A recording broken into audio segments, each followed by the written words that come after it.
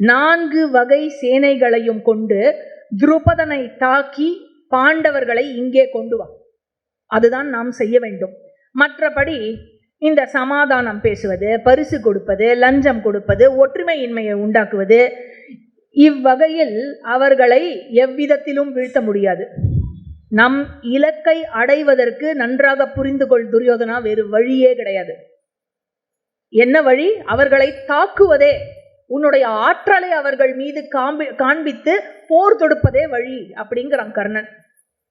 உடனே வைஷம்பாயனர் சொல்றார், ராதேயனை கேட்ட திருதராஷ்டிரன் அவனை பெரிதும் மெச்சினான். திருதராஷ்டிரன் சொல்றான், ஆனாலும் பீஷ்மர், துரோணர், விதுரர் ஆகியோர்களுடன் நீங்கள் இருவரும் ஆலோசிக்க வேண்டும்.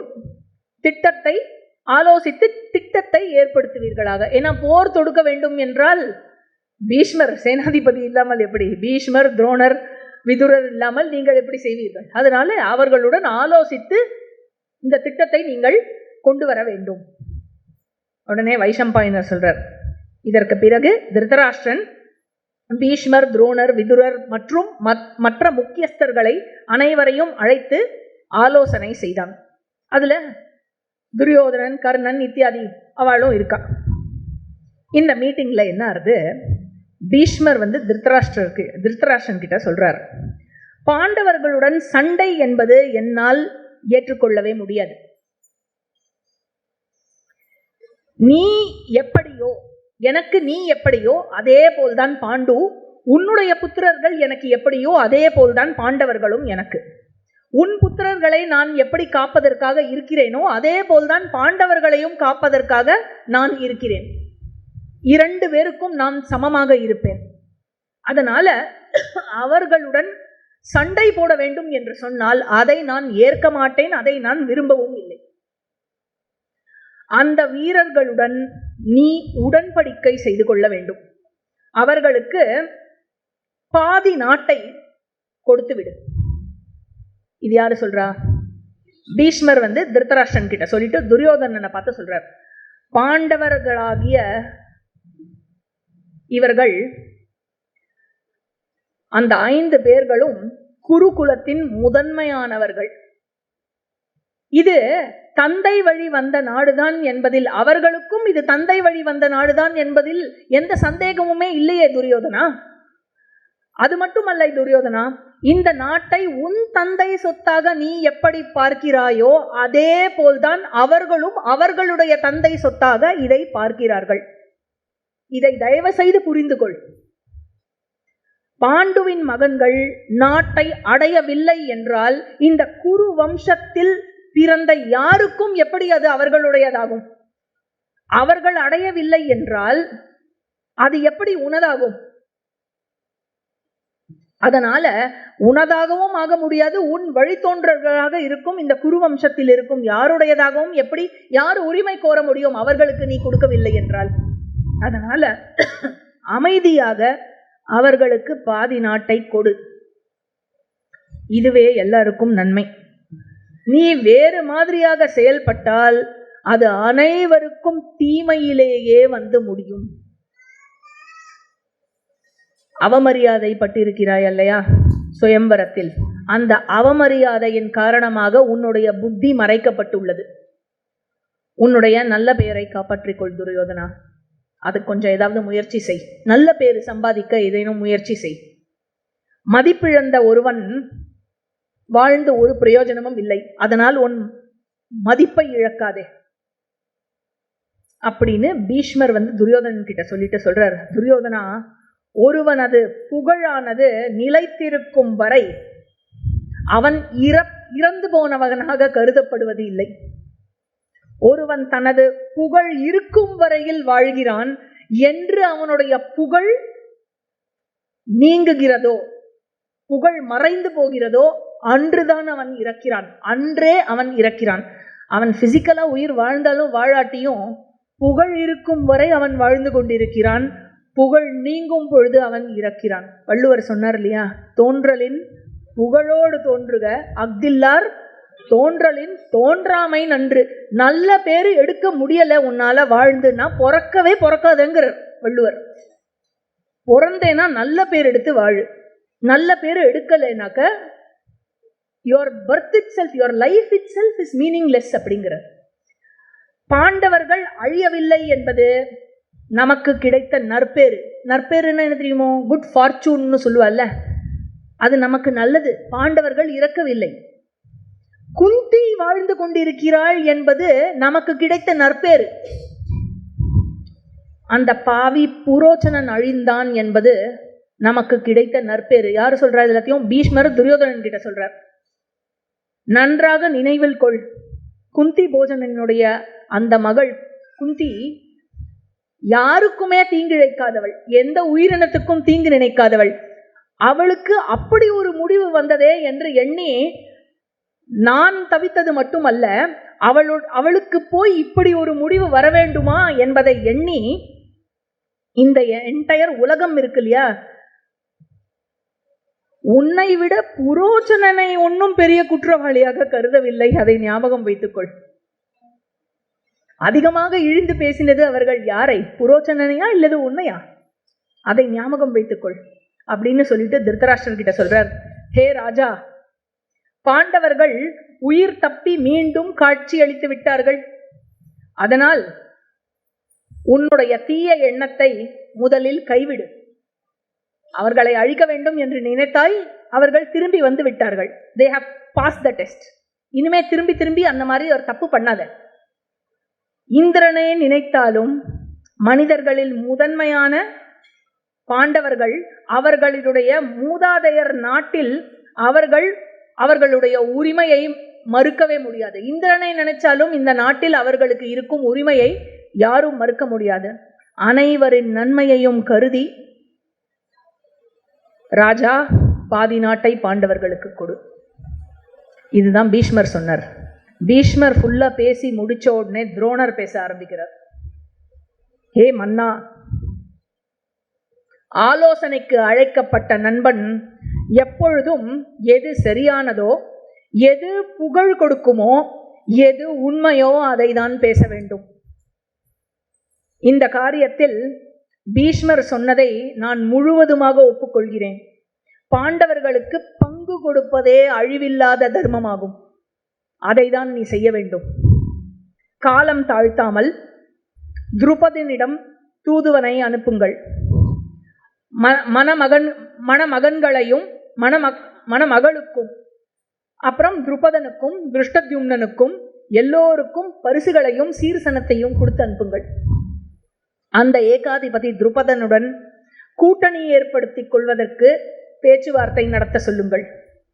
நீங்களும் துரியோதனனும் அனைவரும் இந்த விஷயத்தை கேள்விப்பட்டு ரொம்ப மகிழ்ச்சியுடன் அவர்களை வாழ்த்தியதாகவே அவர்கள் அறியட்டும். துருபதனும் அங்கு இருப்பவர்களும் அறியட்டும். இதுதான் உங்களுக்கு நல்லது. அந்த தூதுவன் அவர்களுடன் நீங்கள் சந்தி செய்து கொள்ள மிகுந்த விருப்பம் கொண்டிருக்கிறீர்கள் என்பதை அவர்களுக்கு தெரிவிக்கட்டும். அதனால் அதற்கு தகுதியுடைய ஒரு தூதுவனை நீங்கள் அனுப்புங்கள். தூதுவன் அவர்கள் அனைவரையும், பாண்டவர்களையும் குந்தியையும் திரௌபதியையும் அனைவரையும் ஹஸ்தினாபுரத்துக்கு திரும்ப அழைக்கட்டும். இங்க துஷாசனனும் விகர்ணனும் அவர்களை வரவேற்கட்டும். இந்த மாதிரி எல்லாம் பண்ணீர்கள் அப்படின்னு சொன்னாக்க அன்புடன் நீங்களும் அவர்களை வரவேற்று இங்கு சேர்த்து கொண்டீர்கள் என்று சொன்னால் நல்லது. உங்களுக்கு நன்மை, உங்கள் மகன்கள் அனைவருக்கும் நன்மை, சத்திரிய குலத்திற்கே நன்மை. மக்கள் விரும்பியபடி அவர்களுடைய தந்தை வழி வந்த இந்த அரியணையில் அவர்கள் அமரட்டும், யுதிஷ்டிரன் அமரட்டும். இதுதான் பாண்டவர்களிடம் நீங்கள் நடந்து கொள்ள வேண்டிய முறை. மன்னா, பாண்டவர்கள் உங்களுடைய சொந்த மகன்களைப் போல, அதை ஞாபகத்தில் வைத்துக் கொள்ளுங்கள்.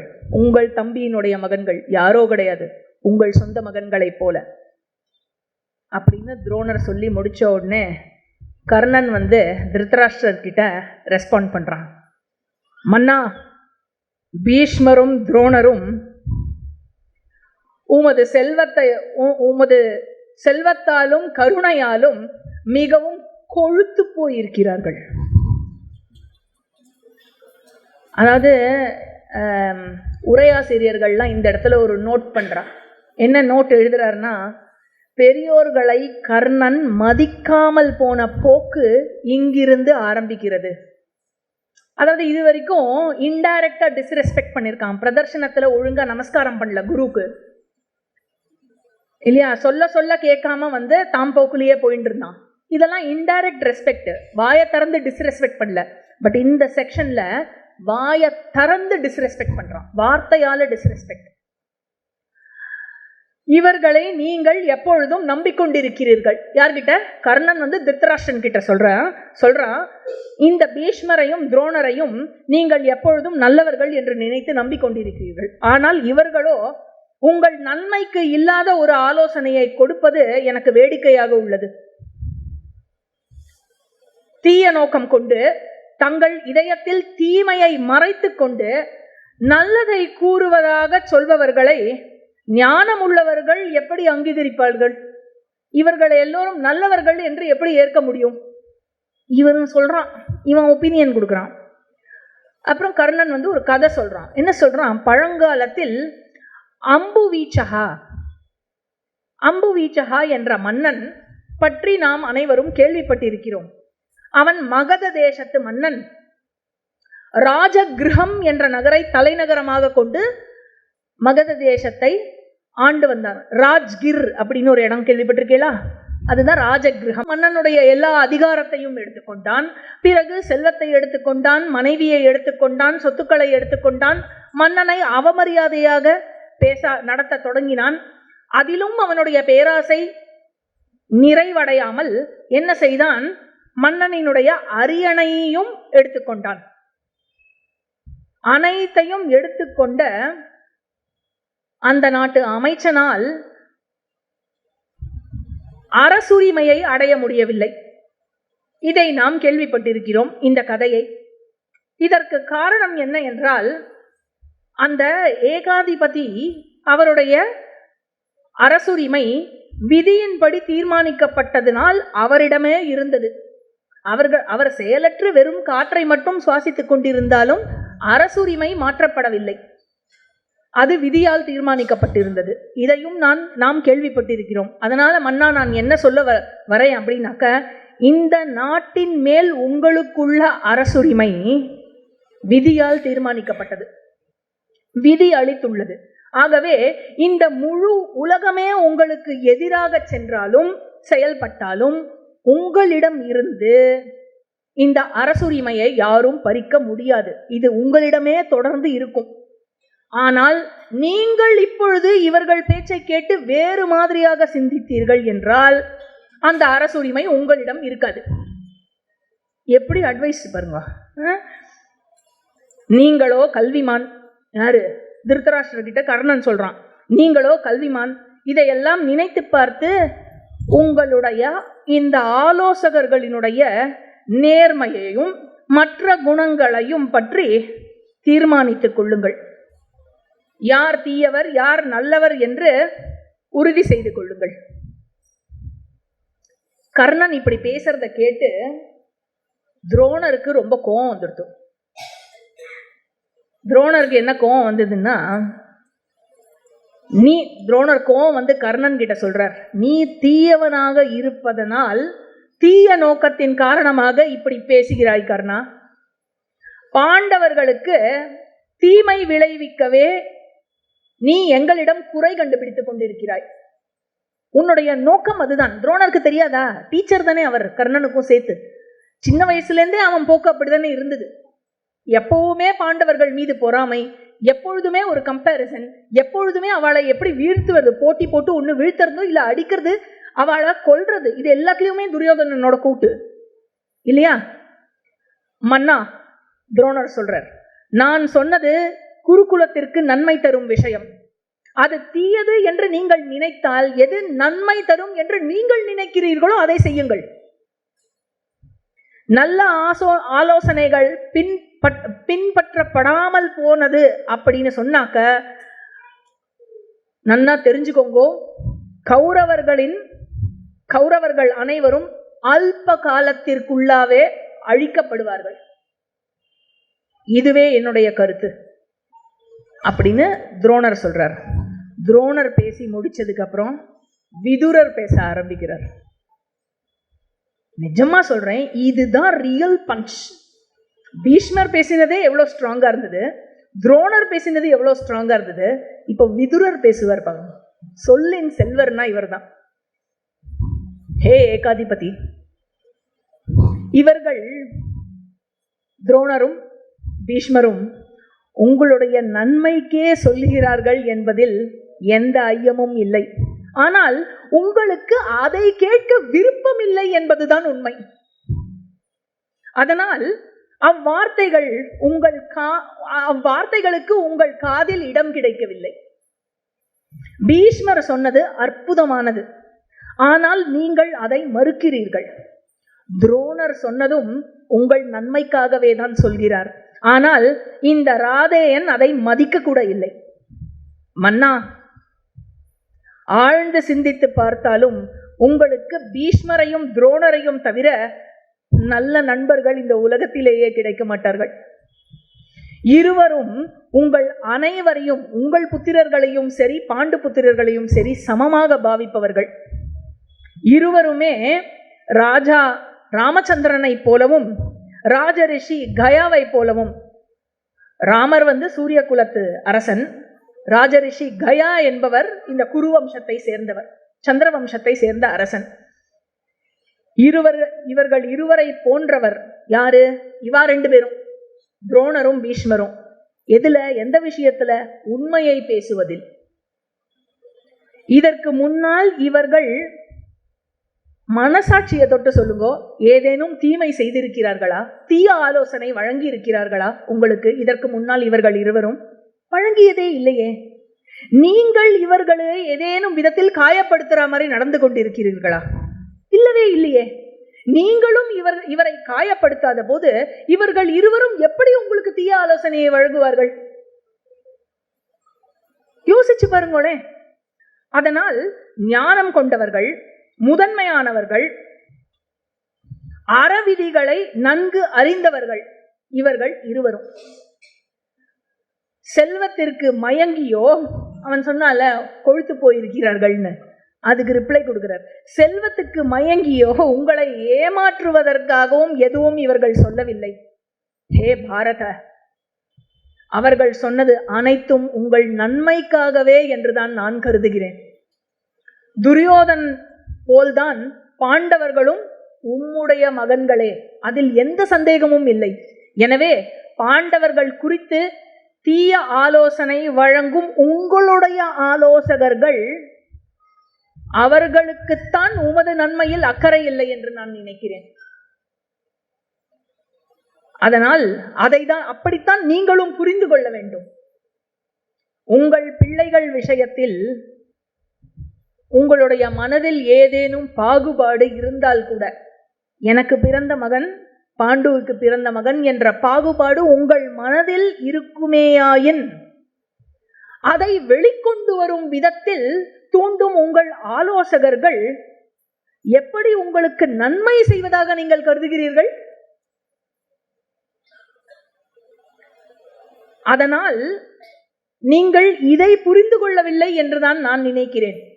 பீஷ்மர் துரோணர் சொன்னது முற்றிலும் உண்மை. தயவு செய்து அவர்களை வேறு விதமாக நினைக்காதீர்கள். பாண்டு மகன் அர்ஜுனன், அந்த மகவத், அந்த இந்திரனே வந்தாலும் அவனை போரில் வெல்ல முடியாது, அப்பேற்பட்டவன்.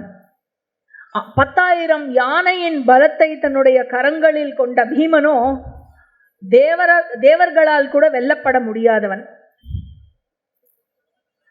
உயிர் வாழ யாருக்கேனும் ஆசை இருந்தால் மாதிரியினுடைய மகன்களான அந்த இரட்டையர்களுடன் யாரும் போர் தொடுக்க மாட்டார்கள்.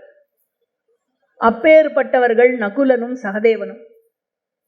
அமைதி, கருணை, மன்னிக்கும் தன்மை, உண்மை, ஆற்றல் ஆகிய அனைத்தையும் ஒருங்கிணைத்து வாழும் பாண்டவர்களிலேயே தலை சிறந்தவனான மூத்தவனான யுதிஷ்டிரன் அவனை யாரால் எப்படி வெல்ல முடியும்? பலராமரையும் ஸ்ரீகிருஷ்ணரையும் பலராமரை கூட்டாளியாக கொண்டு ஸ்ரீகிருஷ்ணனை தன்னுடைய ஆலோசகராக கொண்டு சாத்தியகியை ஆதரவாளர்களாக கொண்ட பாண்டவர்கள் ஏற்கனவே எல்லோரையும் வென்று விட்டார்களே மன்னா. அதனால் துருபதனை மாமனாராகவும் திருஷ்டத்யும்னனையும் மற்ற பாஞ்சாலர்களையும் மைத்துனனாகவும் கொண்டுள்ள அந்த பாண்டவர்களை நிச்சயமாக யாராலும் வெல்ல முடியாது என்பதை புரிந்து கொள்ளுங்கள். ஹே ஏகாதிபதி, நாட்டின் மீது அவர்களினுடைய உரிமை கோரல் உங்கள் மகன்களுடைய உரிமை கோரலை விட பழமையானது, முதன்மையானது.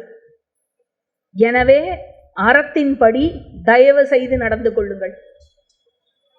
புரோச்சனனின் செயலால் பழிச்சொல் படிந்த கரை உங்கள் மீது உள்ளது. இப்பொழுது பாண்டவர்களிடம் அன்பாக நடந்து கொண்டு அதை கழுவிக் கொள்ளுங்கள். அவர்களிடம் உங்களுடைய நன்னடத்தை, அதுவே அனைவருடைய உயிரையும் காப்பாற்றும். பெரிய நன்மை தரும் அனைவருக்கும், குலத்தின் வளர்ச்சிக்கு நன்மை தரும், குலத்தின் வளர்ச்சியை நோக்கி அதுவே அழைத்து செல்லும். அதனால் சந்தி செய்து கொள்ளுங்கள் பாண்டவர்களுடன். துருபதனுடன் சந்தி நமக்கு பலத்தை தரும். அவனுடன் ஏற்கனவே படையெடுத்து நடந்த விஷயம் உங்களுக்கு ஞாபகம் இருக்கும் என்று நினைக்கிறேன். அதுக்கப்புறம் என்ன சொல்றார்? ஒரு பியூட்டிஃபுல்லா ஸ்லோகம் ஒன்று சொல்றார்.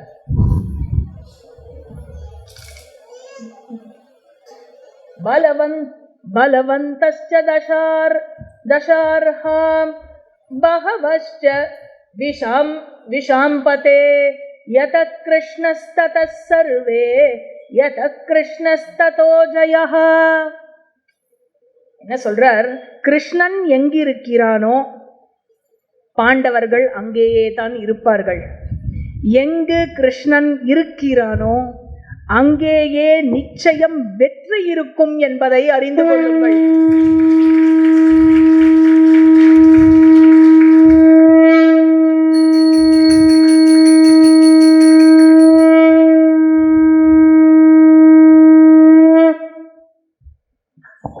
இந்த சங்கநாதம் அதர்மத்தை வீழ்த்தும் நாதம் என்று சொல்லப்படுகிறது. அதனால்தான் சங்கு மங்களநாதம்.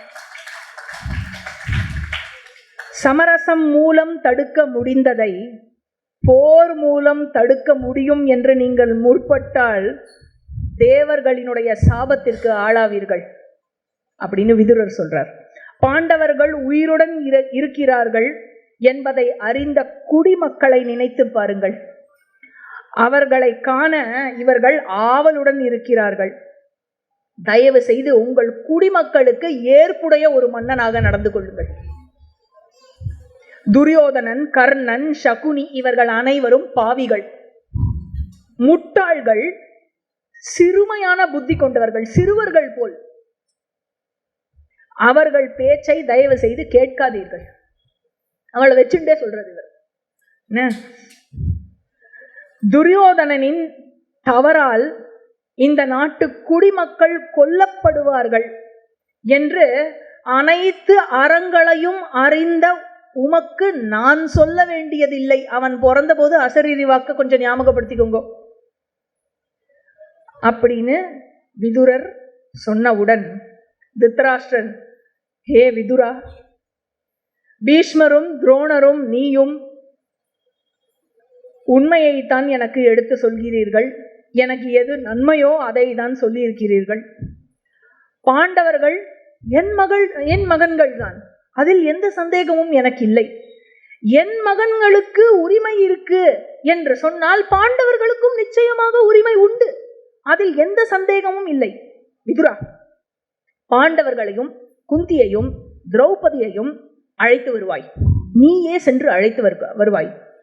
அவர்கள் உயிருடன் இருப்பதே நமக்கு நம்முடைய நற்பேறு அப்படின்னு சொல்லி எல்லா விதமான சீர்சனத்தையும் விதுரர்கிட்ட கொடுத்து பாஞ்சால தேசத்துக்கு போய் அவளை கூட்டிண்டுவான்னு திருதராஷ்டிரன் ஆணையிடுகிறார். திருதராஷ்டிரனினுடைய கட்டளையின் பேரில் விதுரர் பாஞ்சால தேசத்தின் தலைநகரமான காம்பில்யத்தை நோக்கி செல்கிறார். அதன் மன்னனான யக்ஞசேனன் எனப்படும் துருபதனை காண சென்றார். கையில கணக்கிலடங்கா நகைகள், பலதரப்பட்ட செல்வங்கள். எதுக்கு? இதெல்லாம் பாண்டவர்களுக்கும் திரௌபதிக்கும் அவர்களுக்கும் எடுத்து சென்றார்கள். துருபதனும் விதுரரை கண்டவுடன் சரியான முறையில் விதுரரை வரவேற்றான். பாண்டவர்களையும் அந்த வாசுதேவனையும் கண்டார் விதுரர். அவர்களை வாரி அணைத்து கொண்டார். எவ்வளோ சந்தோஷமா இருக்கும். இதுக்கு கிளம்பும்போது, வாரணாவதத்துக்கு கிளம்பும்போது பார்த்தது அவளை இல்ல, அவர்களை பத்திரமாக மீட்டெடுத்து காப்பாத்தி திருப்பி இந்த நாட்டுக்கு கூட்டின்னு வரணும்னு இந்த நாளைக்காக எவ்வளோ நாள் காத்துட்டு இருப்பார் விதுரர். அவர்களை வாரி அடைத்து ஒச்சி நுகர்ந்தார், நலம் விசாரித்தார். அனைவரும் விதுரரை நமஸ்கரித்தார்கள். திருதராஷ்டிரனினுடைய பெயரால் திரும்ப திரும்ப அவர்களை விசாரித்தார். பெரியப்பா கேட்க சொன்னா பெரியப்பா ரொம்ப சந்தோஷப்பட்டா. இதெல்லாத்தையும் திரும்ப திரும்ப துருபதனிடமும் பாண்டவர்களிடமும் அனைவரின் முன்னாடியும் திரும்ப திரும்ப சொன்னார். கொண்டு வந்த செல்வங்களை அவர்களுக்கு கொடுத்தார். விதுரர் துருபதனிடம் கூறுகிறார், ஓ மன்னா, திருதராஷ்டிரன் உம்முடன் ஏற்பட்ட இந்த சம்பந்தத்தினால் பெரும் மனநிறைவு கொண்டிருக்கிறார். பீஷ்மரும் அனைத்து பெரியோர்களும் உம்முடைய நலம் குறித்து விசாரித்தார்கள். பரத்வாஜரினுடைய மகனும் உங்களுடைய நண்பனுமான துரோணர் மனதால் உங்களை ஆலிங்கனம் செய்து கொண்டு உங்களை குசலம் விசாரித்தார். நாங்கள் அனைவரும் உம்முடைய இந்த சம்பந்தம் கிடைத்ததை பெரிய அருள் கிடைத்ததாகவே கருதுகிறோம் அப்படின்னு சொல்றார். மன்னா, உங்களுடைய இந்த கூட்டணி கிடைத்ததில் ஒரு புதிய நாடு கிடைத்தது போல் இவர்கள் மகிழ்ந்திருக்கிறார்கள். பாண்டவர்கள் அவர்களுடைய மூதாதையர் நாட்டிற்கு மீண்டும் செல்ல அனுமதி கொடுப்பீர்களாக அப்படின்னு கேட்கிறார் விதுரர். குரு வம்சத்தின் மகன்களான இவர்களை காண்பதில் மக்கள் அனைவரும் ஒரு பேராவல் கொண்டு காத்து கொண்டிருக்கிறார்கள். ஹஸ்தினாபுரத்தில் இவர்களை நீண்ட நாட்களாக காணவில்லை. இவர்களையும் குந்தியையும் காணவில்லை.